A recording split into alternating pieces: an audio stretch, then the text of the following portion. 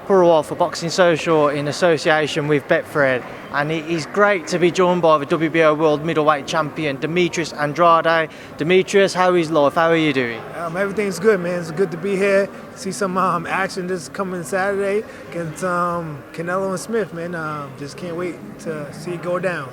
It's a big fight that we will come on to, but start off with yourself, Demetrius. It's been a long time since you've been in the ring. When you obviously come around to a fight week like this, does it just make you realise how much you miss boxing? Yeah, for sure, definitely. I miss boxing all the time.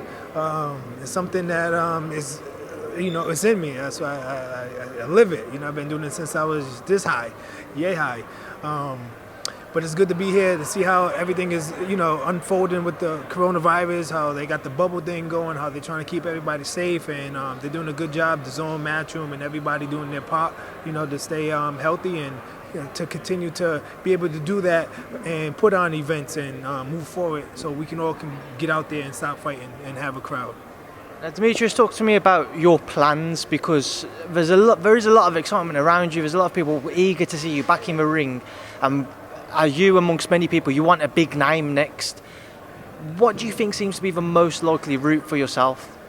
I keep telling everybody it's the Billy Joe Saunders fight. For him, for myself, for boxing, for the 168 division, for the middleweight division, 54, 60, 68, the middleweight division. Saunders he needs it, I need it, because we both need a marquee name, and that's going to put us in a place where we are in a demand to fight the next best guy or force somebody out there to step into the ring. That could be Triple G, Charlo. That can be the winner out of Canelo and Smith. It could be Smith. It could be Canelo.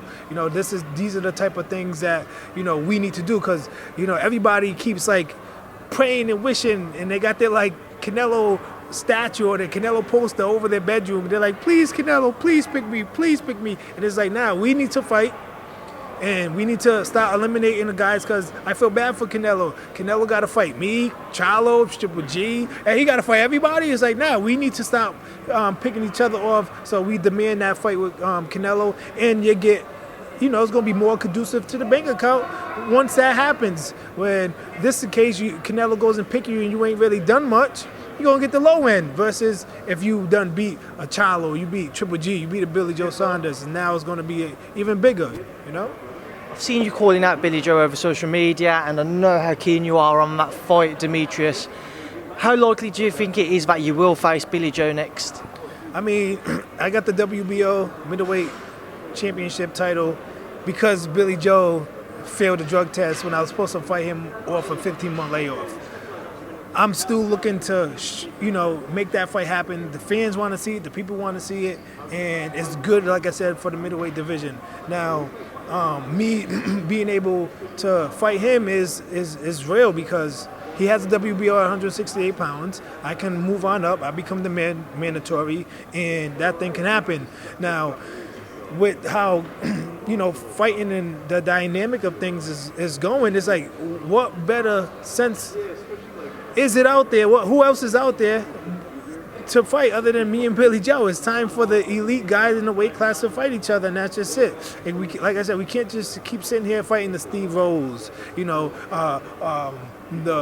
guys that Triple G's fighting now. It's like, no, we can't do that. We need to fight now it's time to step up and fight each other. So now people are like, no, we want to see Canelo with this person, or we want to see Canelo with that person, or we want to see Demetrius with this person, or Charlo, whoever the situation is. We need to start getting in the ring with each other and stop sitting there waiting on Canelo to make a decision, because that's just not going to, it's just nobody, he can't fight everybody. You're a big guy for middleweight, so I know that you would fit out comfortably into super middle, Demetrius. Is the one thing that's kind of holding you back from saying, right, I'm going to move up and I'll vacate my middleweight title, the fact that you want some form of confirmation you will have a big fight at super middleweight lined up for you? Is that what's maybe holding you back from vacating the middleweight title?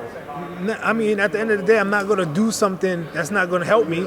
I'm not going to vacate the middleweight belt and Billy Joe don't want to fight. That doesn't make any sense. That's not holding me back. What's holding me back is the situation that Billy Joe needs to say yes. Billy Joe needs to step up. He needs to grab his balls and say, you know what, I want to fight Demetrius. I believe I can beat him and have the confidence to step in the ring, just like if he have the confidence to step in the ring with anybody else.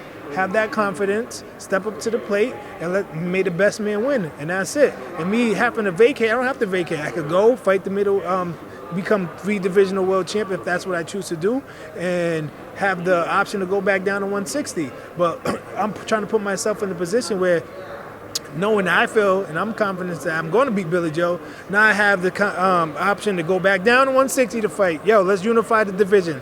You got Triple G, you got Charlo. Oh no, you guys don't want to do that? Well, I can stay at 168. I can see if Canelo wants to do something. There's Smith, there's other top guys out there. So I'm trying to put myself in a position where I got, both ends. When you picked up that world title, Demetrius, did you ever imagine it would be this hard to secure yourself a big fight? I know you're a world champion at light middle as well, but picking it up at middleweight with the other names that are in contention, as you mentioned. Yeah, definitely, but at the same time, I know how to fight. I'm a winner. I'm going to go out there, and it's a business, so people don't want to put it all out there. I'm willing to put it all out there. That's the difference. You got a guy that's willing to put it all out there, because that's the only way. If you don't take risks, you don't make it. And I'm willing to risk it. Not sit here and wait to see if somebody like Canelo, because I can only mention Canelo, who is the pound for pound guy right now in the list, to sit there and try to make some type of payday or situation. We're going to make good money, because if people want to know if it's about money, you're still making millions of dollars. That's still a lot of money. And you can continue to make it, then let's continue to make it. So why not go and move forward to become unification, make unification bouts, or step up and make the fights that people want to see that's going to help everybody's future. Billy Joe Saunders is a name that we've mentioned the most throughout this interview. He fought recently against Martin Murray. I'm sure you've watched the fight, Demetrius, but just to ask, if that's the case, what did you make of his win? Listen, he did what he had to do to win. Congratulations to him. Now it's time for him to step up. You want to fight Martin Murray and make 200, 400 pounds, you know what I'm saying? Or you want to make a whole lot of pounds fighting Demetrius Andrade, and there's a lot more glory and legacy in that. So you tell me what you think is the best thing for him and I. And for me, I think it's that fight. It's me and him. That's the only thing that we both can do. Nobody else is want to fight us right now. Everybody already got their fights lined up, and right now it's just we're both on the zone. We're both with Matchroom. It's the fight to make. So Billy Joe, like I said, man, step up, man. Stop being a little coward, and let's make this shit happen. Now, another man who you might have to end up facing if you keep hold of your title is Liam Williams, your mandatory contender. Has he come across your mind? Are you even considering him? Listen, at the end of the day, I fight Williams because he's not the guy that's going to stop this train, right? I beat him. What am I getting from that? What credit am I getting from that? Where am I going from there? How does that help my future? What they going to say? I'm supposed to beat him? He lost against Liam Smith twice.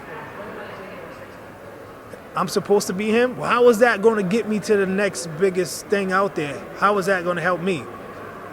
I'm trying to put myself in a position and put it all on the line. Like I said, fighting somebody that's worth it and that's willing to, hopefully.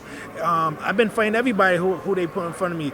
If Billy Joe don't want to do it, yeah, of course. I'm going to do what I need to do and fight whoever I need to fight.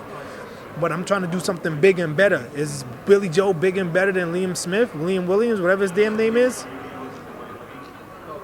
He's bigger. It's a bigger fight, right? It's a bigger fight. We want bigger fights now. I've been fighting Liam Williams and them guys for a long time now. I want the bigger fights now. Where am I going to go in my life in my career if I keep fighting Smiths, the Williams, whatever? And what they going to say? I'm supposed to beat him? He lost against Smith twice. You know what I'm saying? He's not helped me. Yeah, hardcore boxing fans might know him, but that don't do nothing.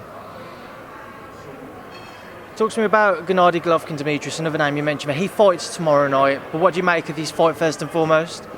Say it one more time. What do you make of, you've mentioned Gennady Golovkin as another possible name. He fights tomorrow night. What do you make of his fight? I don't really know too much of the guy. He could be another Steve Rose. I don't know. I'm not too sure. I don't follow the opponents that they're fighting. I follow the guys that is, elite top guys that I'm looking to get in the ring with. And yeah, there's some prospects too, but I don't know these guys that they're fighting. Taking out of the equation Canelo and Billy Joe, if you could name 3 other top fighters you would like to face, say in 2021, who would you like to face and list them? Take out who? What names? So take out Canelo and Billy Joe Saunders. Which of the other 3 fighters that you consider worthy enough opponents to give you the fight that you crave? I mean, the fights that's out there is I have to put them in the list because they're part of it. It is Canelo, it is Saunders, it is Triple G, it is Charlo, it is these guys. Who else is? What other guys you know? I mean, and then you got the 168 pounders. You got Caleb Plant, you got Benavides, you got these. Those are the names. Those are the guys. Those are the guys that's going to make a difference in my career, my future, and it's going to be good for boxing because boxing is now at a point where, you know, with the Corona thing, there's not many fans. It's time for the viewership to broaden, so we need to put the better fights together. Demetrius, have you got a kind of a timeline as to when you would like to be out next? You know, I think February is a good time, especially that Billy Joe just came off his fight. I don't know, November, I think, whatever, December. That gives him some time to relax or whatever he had to do to heal, even though he fought Mark Murray wasn't really much, and get right back into it in February. So he gets to enjoy Christmas, the holidays, if that's what he does, whatever the holidays is for him. And then January, February, end of February, we back in March. Just to make it happen. I'm ready whenever, though.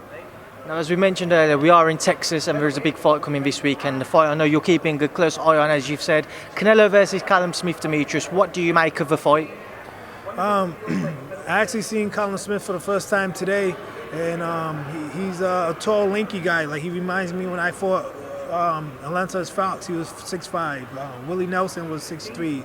Aqua was 6'4". But the difference between them guys, they was a little more broader shoulders, you know, skinnier legs. He's slim throughout. So not to count him out, I think Canelo can chop him down a little easier because he don't seem like he carries the weight throughout. Like he's not top heavy or bottom heavy. He's just slim throughout the whole. So it's like attack the body, chop the tree down, and good night, Irene.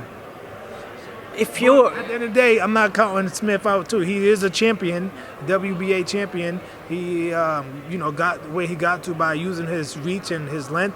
But I don't know if he ever's been in the ring with somebody like Canelo. If you was in Callum's shoes and you had those height and reach advantages, how would you look to work against Canelo and the skill set that he has?